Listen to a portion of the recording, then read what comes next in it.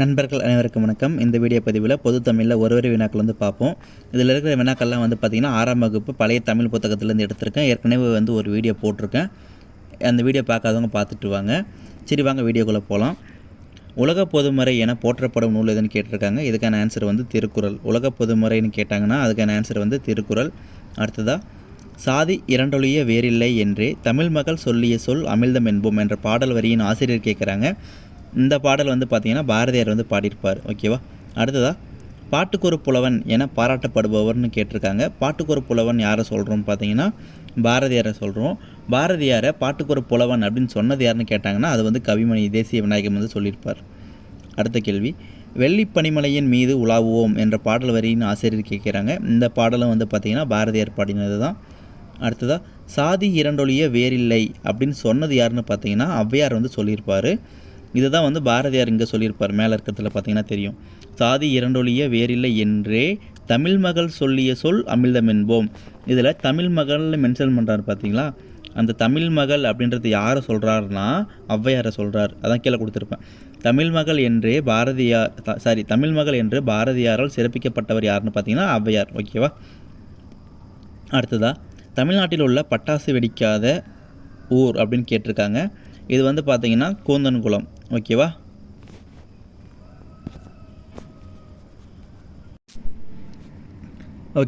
தமிழ்நாட்டில் இருக்கிற பட்டாசு வெடிக்காத ஊர்னு கேட்டாங்கன்னா கூந்தன்குளம். அது திருநெல்வேலி மாவட்டத்தில் இருக்குது. அடுத்ததாக நிலத்திலும் அடர் உப்புத்தன்மையுள்ள நீரிலும் வாழும் பறவை அப்படின்னு கேட்டாங்கன்னா அதுக்கான ஆன்சர் பூநாரை அப்படின்ற பறவை. இது ப்ரீவியஸில் கேட்டிருக்காங்க. ஓகேவா. அடுத்ததாக பறவைகள் இடம் விட்டு இடம் பெயர்ந்து போதல் வலசை போதல்னு சொல்லுவாங்க. ஓகேவா. பறவைகள் இடம் விட்டு இடம் போகுது அப்படின்னா அதை என்னென்னு சொல்லுவாங்கன்னா வலசை போதல்னு சொல்லுவாங்க. அடுத்ததாக பறவைகள் சரணாலயம், அதாவது தமிழ்நாட்டில் கொடுத்துருக்காங்களா ஒரு சிலது, அது பார்த்துருவோம். பழவேற்காடு அது பார்த்திங்கன்னா திருவள்ளூர் மாவட்டத்தில் இருக்குது. திருவள்ளூர்ன்றது பார்த்திங்கன்னா சென்னைக்கு கொஞ்சம் மேலே. இது பார்த்திங்கன்னா தமிழ்நாட்டுக்கும் ஆந்திராவுக்கும் பார்டராக வரும். ஓகேவா. ரெண்டுத்துக்கும் பொதுவாக வரத்தான் அந்த பழவேற்காடு அப்படின்றது ஒரு ஏரி. ஆக்சுவலாக அந்த ஏரி தான் பறவைகள் சரணாலயமாக இருக்குது. இந்த பழவேற்காடுன்றது திருவள்ளூர் மாவட்டத்தில் வரும். அடுத்து கோடியக்கரை அப்படின்றது நாகப்பட்டினம் மாவட்டம். கோடியக்கரைன்றது பார்த்திங்கன்னா தமிழ்நாட்டுக்கு கிழக்கு சைடு இருக்கிற எல்லையாக வரும். ஓகேவா. கோடியக்கரைன்றது நாகப்பட்டினம் மாவட்டத்தில் இருக்கும். கூந்தன்குளம் அப்படின்றது திருநெல்வேலி மாவட்டத்தில் பார்ப்போம். அங்கே தப்பாக இருக்குது. அது கொஞ்சம் டைப் பண்ணும்போது மிஸ்டேக் ஆகிட்டு இருக்குது. சரி, ஓகே. கூந்தன்குளம் அப்படின்றது பார்த்திங்கன்னா திருநெல்வேலி மாவட்டத்தில் இருக்குது. அடுத்ததாக வேடந்தாங்கல் அப்படின்றது காஞ்சிபுரம் மாவட்டத்தில் வரும். ஓகேவா. இதெல்லாம் முக்கியமான பறவைகள் சரணாலயமாக இருக்குது. ஓகேவா. அடுத்ததாக கூடு கட்டி வாழும் பாம்பு வகை அப்படின்னு கேட்டாங்கன்னா ராஜநாகம். ராஜநாகம்ன்றது கூடு கட்டி வாழக்கூடிய பாம்பு வகையில் ஒன்று. உலகிலேயே அதிக நஞ்சு உள்ள பாம்பு அப்படின்னு கேட்டாங்கன்னா அதுவும் ராஜநாகம் தான். அடுத்ததாக நல்ல பாம்பின் நஞ்சிலிருந்து என்ன வலிநீக்கி மருந்து தயாரிக்கிறாங்க அப்படின்னு பார்த்தீங்கன்னா கோப்ராக்சின் அப்படின்ற ஒரு வலிநீக்கி மருந்து தயாரிப்பாங்க. இது ப்ரீவியஸில் ஒரு டைம் கேட்டிருக்காங்க. ஓகேவா. அடுத்ததாக வனவிலங்கு பாதுகாப்பு சட்டம் இயற்றப்பட்ட ஆண்டுன்னு கேட்டாங்கன்னா அது 1972 இயற்றியிருப்பாங்க. வனவிலங்கு பாதுகாப்பு சட்டம் இயற்றப்பட்ட ஆண்டுன்னு கேட்டாங்கன்னா 1972. அடுத்த கேள்வி, நான்மணிக்கடிகை எனும் நூலை இயற்றியவர் அப்படின்னு கேட்டாங்கன்னா விளம்பி நாகனார். ஓகேவா. நான்மணிக்கடிகைன்றது 14 கீழ்கணக்கில் ஒரு நூல். இது பார்த்திங்கன்னா மொத்தமாக 4 அறக்கருத்துக்களை சொல்லும். இதை எழுதுனது யாருன்னு பார்த்தீங்கன்னா விளம்பி நாகனார் எழுதியிருப்பார். நான்மணிக்கடிகை நூலில் அமைந்துள்ள வெண்பாக்களின் எண்ணிக்கை பார்த்திங்கன்னா மொத்தமாக 104 வெண்பாக்கள் இருக்குது. இது ஏற்கனவே சொல்லிட்டேன். நான்மணிக்கடிகைன்றது 14 கீழ்கணக்கு நூலில் ஒன்றா இருக்குது. அதில் கடிகை அப்படின்னு வருது இல்லைங்களா. நான்மணி கடிகை அப்படின்னா 4 மணிகளால் ஆன அணிகலன்னு பொருள் வரும். அப்போ கடிகை அப்படின்னா அணிகலன் அப்படின்றது பேர். இப்போது நான்மணிக்கடிகையை எழுதுனது விளம்பி நாகனார்னு பார்த்தோம். அதில் நாகனார்ன்றது அவரோட பேர், அதில் விளம்பி அப்படின்றது அவரோட ஊர் பேர். ஓகேவா. அடுத்ததாக இதில் நான்மணிக்கடிகை பாடலில் கொடுத்துருப்பாங்க. அதை அப்படி பார்த்துருவோம். மனைக்கு விளக்காவது, மனைக்கு விளக்கு, மனைனா என்ன, வீடு, வீட்டுக்கு விளக்கு பார்த்திங்கன்னா பெண்கள். ஓகேவா. அந்த பெண்களுக்கு விளக்கு பார்த்திங்கன்னா புதல்வர்கள்னால் பிள்ளைங்க. அந்த புதல்வர்களுக்கு விளக்குன்னு பார்த்திங்கன்னா கல்வி. ஓகேவா. அந்த கல்விக்கு விளக்குன்னு பார்த்திங்கன்னா நல்லெண்ணங்கள். எல்லாமே ஞாபகம் வச்சுக்கோங்க. மனைக்கு விளக்கு பெண்கள், பெண்களுக்கு புதல்வர்கள், புதல்வர்களுக்கு கல்வி, கல்விக்கு நல்லெண்ணங்கள். ஓகேவா. அடுத்ததாக தாலாட்டு அப்படின்றத தாள் கூட்டல் ஆட்டுன்னு பிரிப்பாங்க.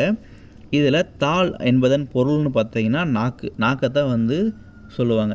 தாலாட்டுனா நாக்கை சுழட்டி பாடுறாங்க இல்லையா. அப்போ நாக்கை ஆட்டுறதுனால அது தாலாட்டுன்னு சொல்லுவாங்க. ஓகேவா. அடுத்ததாக தாளில் எழுதப்படாத பாடல்கள், அதாவது தாளில்னா பேப்பரில் எழுதாத, அதாவது எழுதாமல் வந்து வாய்மொழியாக தான் பாடுவாங்க. ஓகேவா, அதை வந்து நாட்டுப்புற பாடல்னு சொல்லுவாங்க. அதுதான் கீழே கொடுத்துருப்பாங்க.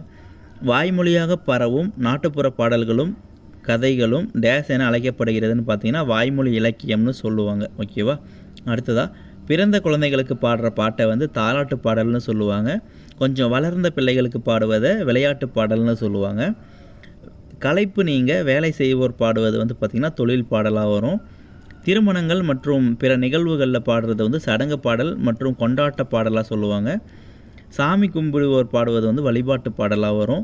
இறந்தவர்களுக்கு பாடுவது வந்து ஒப்பாரி பாடலாக வரும். ஓகேவா, அடுத்ததாக புரட்சி கவிஞர் மற்றும் பாவேந்தர் என அழைக்கப்படுபவர் அப்படின்னு கேட்டாங்கன்னா பாரதிதாசன்.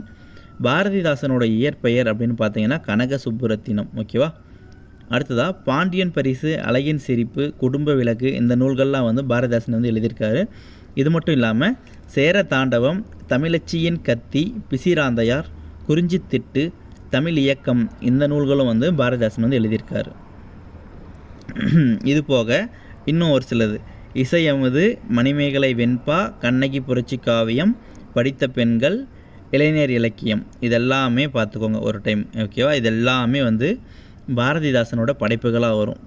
அடுத்ததாக சுப்புரத்தினம் ஓர் கவி என பாரதிதாசனை வந்து புகழ்ந்தது யாருன்னு பார்த்தீங்கன்னா பாரதியார் வந்து சொல்லியிருப்பார். பாரதியார் வந்து பாரதிதாசனை சுப்புரத்தினம் ஓர் கவி அப்படின்னு சொல்லி சிறப்பிச்சிருக்காரு, ஞாபகம் வச்சுக்கோங்க.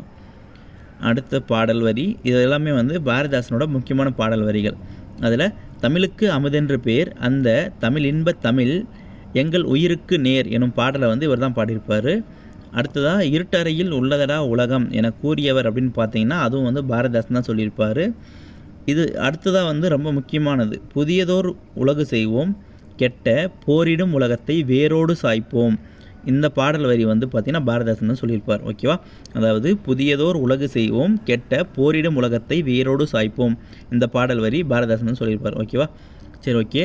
இனிமேல் வரக்கூடிய தகவல்கள்லாம் வந்து நம்ம அடுத்த வீடியோவில் பார்ப்போம். வீடியோவை முடிச்சுக்கிறேன். வீடியோ பிடிச்சிருந்தால் ஒரு லைக் பண்ணிவிட்டு உங்கள் நண்பர்களுக்கும் ஷேர் பண்ணிவிடுங்க. ஓகேவா, நன்றி.